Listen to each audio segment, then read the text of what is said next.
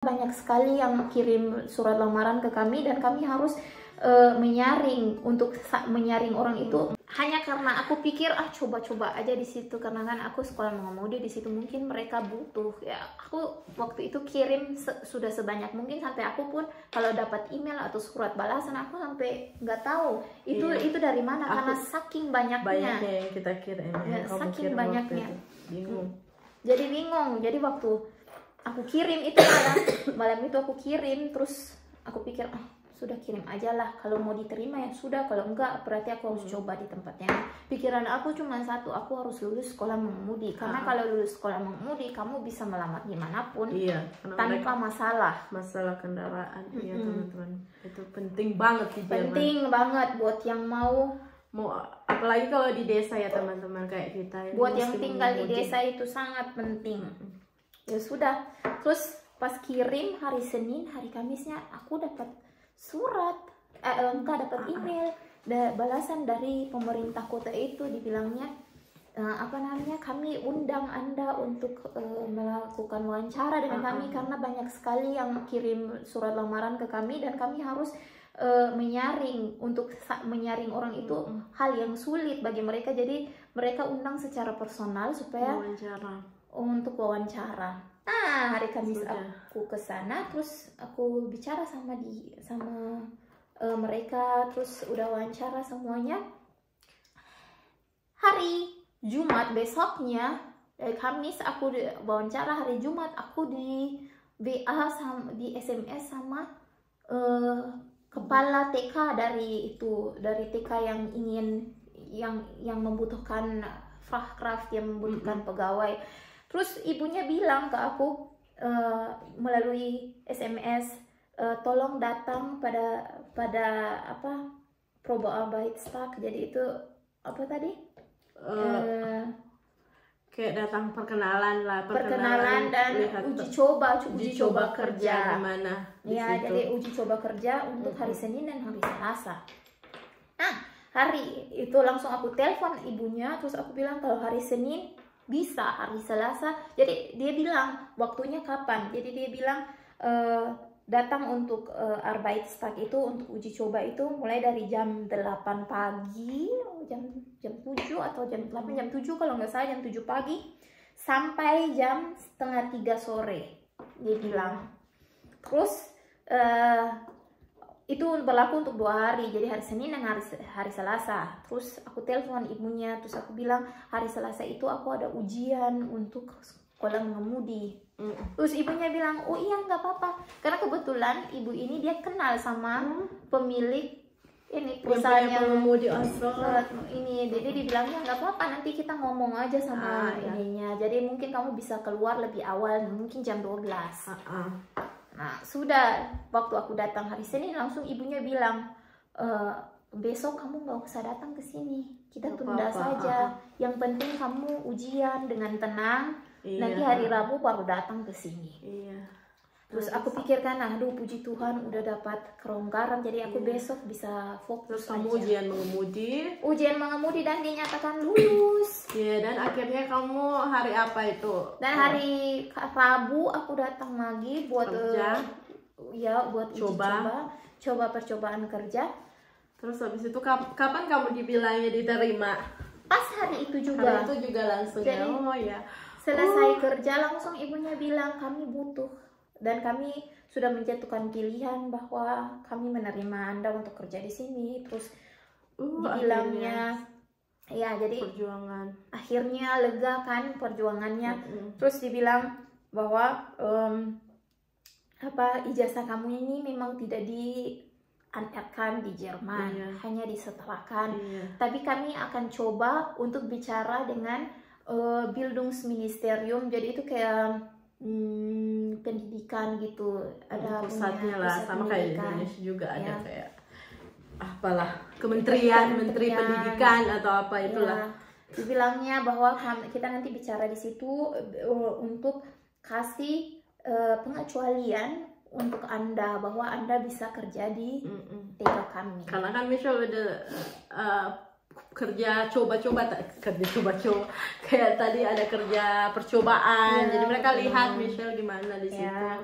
Terus mereka bilang kami rasa Anda pas ternyata dengan bisa kami gitu. ya, Jadi begitu. Jadi itu tujuan kerja coba-coba itu kayak gitu teman-teman. Kerja coba-coba apa sih? Buat mereka lihat kita apakah kita cocok nggak di bidang ini. cocok Buat kita nggak juga sama mereka. Jadi ternyata Michelle puji Tuhannya langsung diterima. Langsung diterima dan langsung dibilang bahwa nanti kami bantu supaya Anda bisa kerja di sini dan apa namanya sebenarnya Anda itu harus kayak aku harus ke sekolah gitu kan. Ini ada namanya IBKM di sini, jadi itu untuk sekolah, untuk Ausbildung, untuk Erziehering. Iya, yang gitu.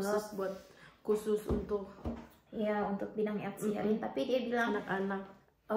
Apa namanya, semua praktikantin yang datang di sini mereka bisa lolos gitu. Jadi bagi mereka itu teori itu hanya pendamping, tapi bagi mereka yang paling penting itu adalah prakteknya, karena kita kan kerja sama anak-anak sehari-hari, itu praktek yang lebih penting.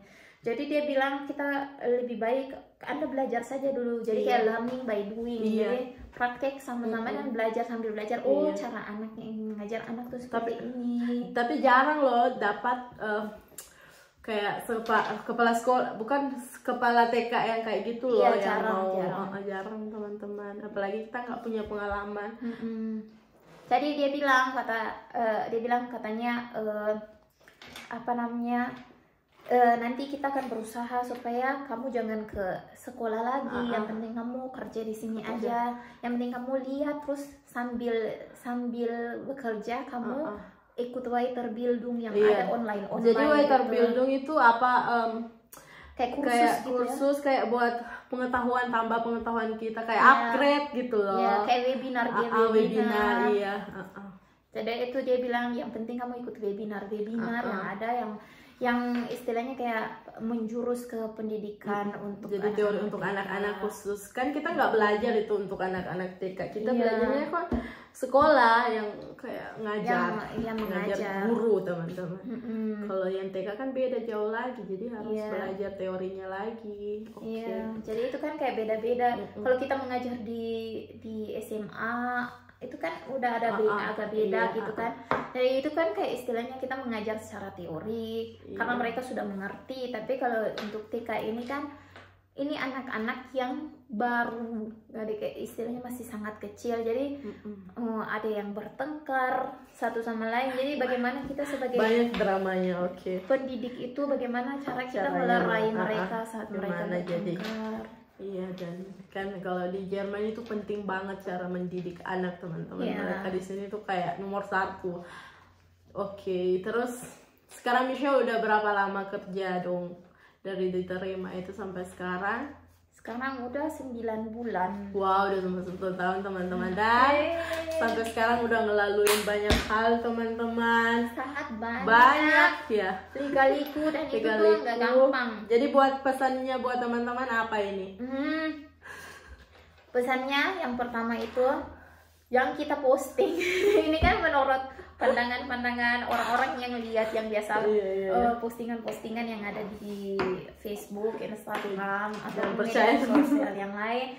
Jangan pernah terlalu percaya dengan apa yang kita posting, karena yang kita posting itu selalu yang bagus-bagus. Yang bahagia teman-teman, nggak mungkin kita posting jelek. Karena hidup di Jerman itu nggak gampang. Iya, nggak gampang, nggak seperti yang kita ini di Indonesia. Dulu waktu aku di Indonesia. Coba sebutkan Michelle kekurangan tinggal di Jerman gimana di sini. Paling banyak kurangnya di Jerman ini apa? Yang pertama itu kurang mall. Nggak ada mall. Ya udah itulah. Jadi itu tuh cuma ada kayak di kota-kota yang besar banget. Ya bersyukurlah buat teman-teman yang tinggal di kota besar, karena kesehariannya itu nggak terlalu serumit seperti yang kita ingat. Tapi aku pun tetap bersyukur, yang ada disyukuri.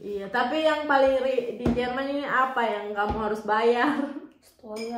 Bayar pajak teman-teman. Jadi di Jerman itu pajaknya gaji kita itu bisa hampir setengah itu dipotong pajak loh teman-teman.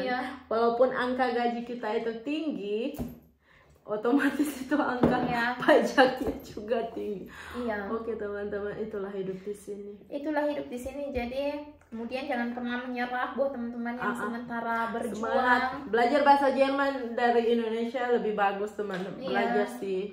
Karena ada kan pengalaman yang mereka, ada teman-teman kan pengalaman, aku nggak mau menjatuhkan siapapun di sini. Tapi ada beberapa yang nggak bisa, terus ada teman-teman yang di Indonesia itu yang kayak mereka sudah melalui beberapa tes, mereka udah dapat sampai Stufe B1, B2, C1, apa tingkatan bahasa Jerman kayak apa ya, bahasa Inggris apa TOEFL. Kayak TOEFL mereka itu udah tinggi-tinggi, tapi teman-teman. pas sampai di Jerman itu ada yang sampai nangis-nangis karena mereka bilang nggak ngerti bahasa. Jadi awal-awal sih nggak ngerti ya. Ya, nggak ngerti sampai nangis-nangis ini. Ya memang susah, tapi ada yang juga pulang beberapa sampai menyerah dan pulang akhirnya gagal nggak selesai Ausbildung teman-teman. Tapi menurut aku orang-orang yang pulang itu adalah orang-orang yang punya motivasi dari awal tuh lain datang di Jerman. Kamu, iya, karena kalau memang dia motivasinya benar-benar datang untuk ikut Ausbildung, maka dia akan tetap berjuang bagaimana cara pun sampai selesai. Menyerah. Kalau menurut aku ya, kalau setelah itu dia balik ke Indonesia karena sudah menikah atau karena urusan keluarga, itu menurut aku nggak apa-apa karena dia nggak berhenti di tengah jalan, dia tetap selesai terus lanjut. Sebenarnya Michelle sebelumnya pas tujuannya ke Jerman itu ada rencana nggak mau balik ke Indonesia, mau tinggal di Indonesia aja daripada di Jerman? Jujur waktu awal sih ada punya rencana untuk kembali karena waktu awal-awal sih, karena pikirnya susah tinggal di sini, ini bagaimana, karena pikirnya di Indonesia kan kalau udah sekolah di luar negeri terus kalau pulang ke Indonesia pasti kan bisa jadi guru bahasa Jerman atau bisa kerja di hotel. Standarnya kan pasti udah berubah. Tapi kembali lagi pikir lagi, kalau aku kembali ke Indonesia berarti aku kan harus mulai dari awal lagi. Berarti harus cari pekerjaan dari awal, harus mulai menyesuaikan. Jadi omongannya hari ini panjang teman-teman. Jadi terakhir mau tanya Michelle di sini, nemu jodoh, ada pacar, ada pasangan kah? Ada nggak ya? Jadi ada gimana itu prosesnya pertemuan sama itu prosesnya? Wah, itu proses pokoknya yang lucu, itu kebetulan yang lucu. Jadi kita kan dulu berdua sama-sama satu sekolah ya. Jadi waktu itu aku baru saja mengakhiri hubungan dengan seseorang. Di sini tuh banyak. Iya, jadi cowok adalah. Terus waktu itu aku udah mengakhiri lumayan lama kan. Iya, kalian pacaran berapa lama? Hampir 1 tahun sih waktu itu. Jadi aku udah mengakhiri hubungan itu udah lama, udah dari bulan Maret. Lalu tiba-tiba datanglah kabar dari diriku, Bastiana. Terus dia tanya, kamu mau nggak kenalan sama temannya Andreas? Ini kan dramanya cerita. Iya. Terus aku bilang, enggak aku nggak mau. Iya. Terus dia bilang ke aku, kenalan aja Beb, kalau nggak pas kan kalian bisa jadi teman. Terus ternyata mereka berjodoh teman-teman, singkat ceritanya. Sampai sekarang udah berapa lama? Sudah hampir 3 tahun. Padahal itu sebentar loh rasanya, ini ternyata mereka udah 3 tahun teman-teman. Karena waktu pun juga berlalu sangat cepat. Terus kalau tipe laki-laki di Jerman itu gimana sampai kamu kayaknya dia jodoh aku itu berpikirnya bagaimana ini laki-lakimu sekarang ini? Jadi aku bilang aja namanya Marco ya. Marco itu tipenya orangnya keras. Iya. Keras di luar tapi berhati lembut. Iya. Hati lembut. Apa ini? Jadi tapi rata-rata semua laki-laki di Jerman seperti itu. Jadi laki-laki di Jerman kalau cinta seseorang itu udah kayak memberikan segalanya. Iya, kayak jadi mereka tulus. Tapi mereka itu orangnya untuk karakternya itu memang rata-rata sama ya, mereka itu keras. bukan keras sih sebenarnya, tapi mereka tuh Tegas. lebih tegas ya. Kan mereka punya orang Jerman itu tegas. Jadi kalau ya kalau tidak. Jadi mereka tuh kan nggak kayak orang-orang di Indonesia Mereka tuh punya yang kayak prinsip, bucin, ya lebay gitu kan. Mereka ada punya prinsip gitu. Jadi kalau kamu suka, kalau kamu nggak mau, nggak mau. Jadi nggak ada yang namanya abu-abu. Kalau kamu mau sama dia, ya kamu Ya harus tapi bilang. dia Marco kan udah bucin sama kamu, nggak bisa hidup sama kamu sekarang. Karena kalau begini ya teman-teman, kalau cewek-cewek Jerman itu beda cewek-cewek dengan cewek-cewek kita kan. Ya. Kayak cewek Jerman itu kayak lebih nggak peduli, kayak mereka nggak peduli mau bikin something buat pasangan mereka, kayak bikin masak lah atau peduliin hal-hal yang kecil. Iya, jadi kalau orang Indonesia itu kayak Kita kan cewek-cewek itu rata-rata rajin. melakukan sesuatu itu sampai sedetail mungkin. Jadi karena mungkin naluri kita ya, Kayak- karena kita sudah lihat orang tua kita, ibu kita melayani ayah kita, itu. jadi kayak kita ke bawahnya kayak gitu. Seperti itu. Jadi kayak cuman untuk hal-hal kecil, misalnya kayak makan untuk ke tempat kerja. Jadi di sini tuh jarang ada punya kantin kan ya. Tapi kalau ada pun kantin pasti bayarnya mahal. Jadi mereka itu Contoh ya teman-teman. jadi kayak kita itu kalau ke sekolah ataupun ke tempat kerja, kita dibiasakan untuk membawa bekal dari rumah. Enggak ada Nah, kantin. jadi kayak bekal yang kecil aja, kayak potong buah atau siapkan makanan kecil buat makan. Nah, itu tuh sering kita lakukan ya. Iya. Dan itu jarang untuk ke perempuan Perempuan di Jerman sini yang mau mungkin. ngelakuin kayak gitu teman. Mungkin ada, tapi Jarang banget. karena dua-duanya kerja, mungkin perempuannya kerja, jadi kayak nggak ada waktu mungkin ya. Jadi sama perempuan laki-laki di sini teman-teman. Ya, Ya begitulah. jadi untuk mungkin hal-hal kecil seperti itu yang membuat mereka menyentuh hati mereka. Ya dan Marco itu ya udah nggak bisa ngelepasin Michelle. Nggak ada wanita seperti itu di dunia. Ada loh, ada Nggak ada mereka maksudnya. tersembunyi. Jarang gitu loh kalau nemu orang Jerman. Jadi beruntung banget buat laki-laki Jerman ini. Mereka menurut pengalaman ya teman-teman, yang mereka bilangnya ya bersyukur nggak ada perempuan yang kayak gitu yang sebelumnya, yang kayak kan kita beda negara, beda dididiknya teman-teman, beda budaya. Jadi mereka bersyukur dapat seperti Michelle contoh pacarnya, dia bersyukur banget udah punya Michelle. Jadi mereka bahagia deh. Dan mereka tuh lebih suka kayak kita kan yang jujur, gitu. Jujur apa adanya.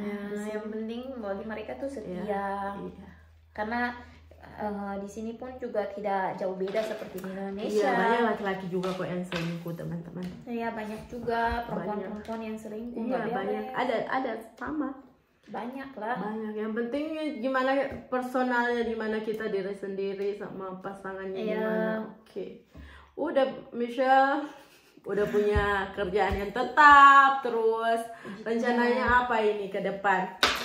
Rencananya Pasti banyak rencananya berdua, khususnya bareng Marco. ya, rencana kedepannya mungkin buat mau menikah. Ya, kita ada punya rencana ya pasti, Iya.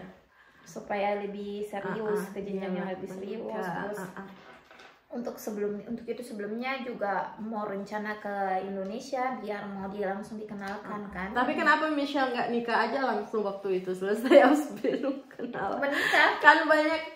waktu itu kita baru setengah tahun Oh iya ya. bersama. Tapi kan banyak yang contohnya orang dari Indonesia yang datang ke sini nikah langsung bisa loh itu.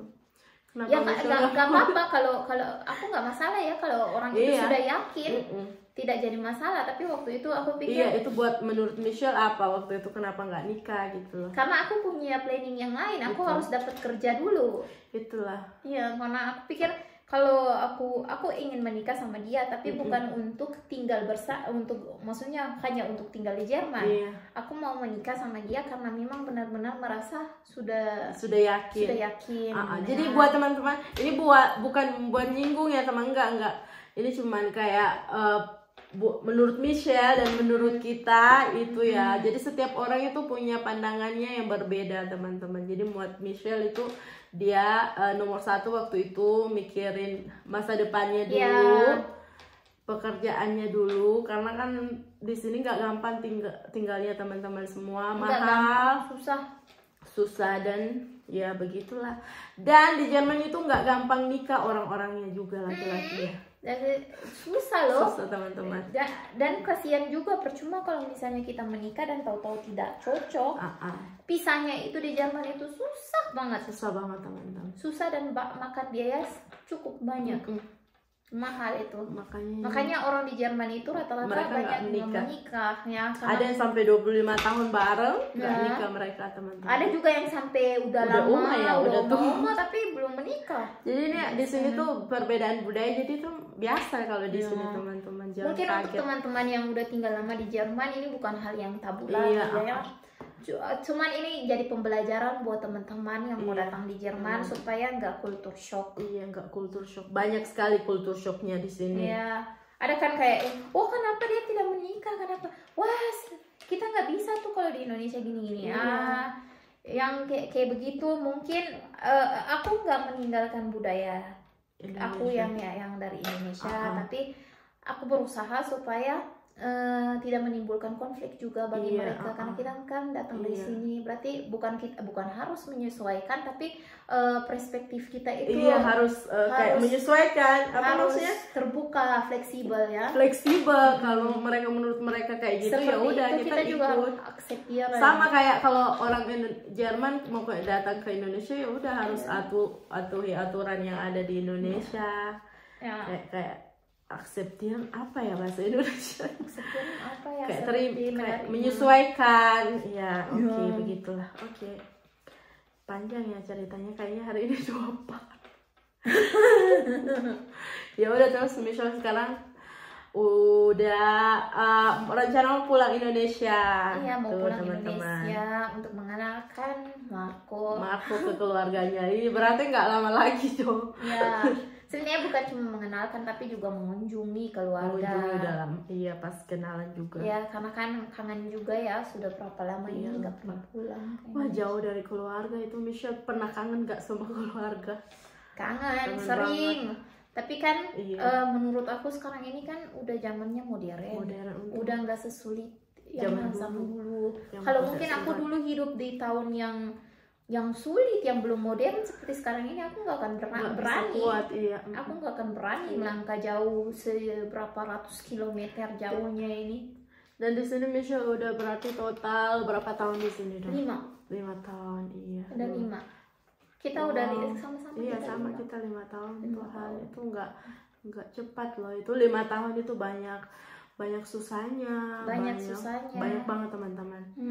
Dan yang aku lihat yang dari nilai positif dari kita merantau itu, yang pertama kita semakin mandiri, yang kedua itu kayak sekarang ini kayak jadi dewasa benar. Serius. Jadi kayak dulu waktu kita tinggal sama orang tua itu, kalau ada masalah itu langsung dilaporin ke orang tua kan ya, setiap hari kalau ada masalah, mama aku kayak gini, papa aku kayak gini, bagaimana? Jadi kayak orang tua yang berusaha untuk menyelesaikan masalah kita. Bantu. Kalau kita di sini gimana? Jauh dari orang tua lah, nggak mungkin. Ya udah, mau nggak mau ya harus kita yang tough, harus kuat, harus sendiri nyelesain. Dan kita tuh kayak jarang lapor gitu, kayak mau lapor kayak ada masalah ini. Karena kita udah dewasa, Beb. Iya ya. Kayak nggak ada hasrat buat lapor. Dan sekarang udah punya pasangan, jadi ya semuanya ya sama pasangan. Mereka yang lebih menguatkan kita yang support. Jadi memang pasangan itu penting di Jerman, teman-teman. Tapi pasangan yang benar. Jadi kalau pasangan yang benar itu pasti kamu disupport, teman-teman. Iya, karena ada juga pasangan yang nggak benar. Ya. Tapi ya begitulah. Jadi kalau nemu jodoh itu nggak gampang juga ya teman-teman. Harus ya begitulah. Semua di seluruh negara, dunia itu sama, cari jodoh yang tepat itu. Iya, cari jodoh yang tepat itu. Tapi bersyukurnya kita sekarang dapat pasangannya yang sudah bersyukur yang baik. Semoga ini bakalan bertahan. atau bertambah lagi, Apanya tangannya yang bertambah? ukurannya enggak kacau ini. Ukuran badan aku gini-gini Udah aja ya. kacau. Udah oke, ceritanya begitu ya teman-teman. Jadi pesannya ya itu ya, harus kuat, yang mentalnya harus mental baja, berjuang. Dan teman-teman kita juga harus ya belajar, banyak belajar juga sih lewat ini semua. Harus kuat. Michelle apalagi mau tambahin? Itu aja sih sebenarnya. Pesannya iya. Pokoknya semua proses itu harus dijalani, Jangan dengan menyerah. rasa bersyukur. Bersyukur yang paling penting teman-teman. Yang Bersyukur paling sih. bersyukur. Karena posisi kamu saat ini mungkin adalah posisi yang dinanti-nantikan oleh orang lain di luar Iya. sana. Mungkin terlihatnya susah untuk kami Iya. untuk dijalani, tapi ada orang lain di luar sana tuh yang mengharapkan posisi kita. Iya. Ya. Padahal posisi kita gini jauh juga nggak seenak yang kalian lihat. Iya, posisi Ada negatif, ada waktu posisi. positif dan negatifnya. Iya, negatifnya. Oke, gitulah. Pokoknya di seluruh dunia ini sama teman-teman. Jadi jangan kalian lihat yang bahagianya aja ya. Jadi ada pasti baliknya itu sedihnya. Tapi kan kita nggak mungkin kasih tahu ke orang, semua orang. Oke. Pokoknya teman-teman yang mau ke sini ya, mentalnya harus disiapin benar-benar. Oke. Terima kasih Michelle wawancara hari ini panjang sekali. Semoga ada yang nonton ya teman-teman. Ini buat kasih support buat teman-teman, kayak kita cuman kasih kayak contoh apa pengalaman kita, kasih pengalaman buat biar kalian nggak kaget di sini gimana. Benar. Kehidupannya di Jerman khususnya. Iya. Oke teman-teman, sampai jumpa lagi di video selanjutnya. Bye.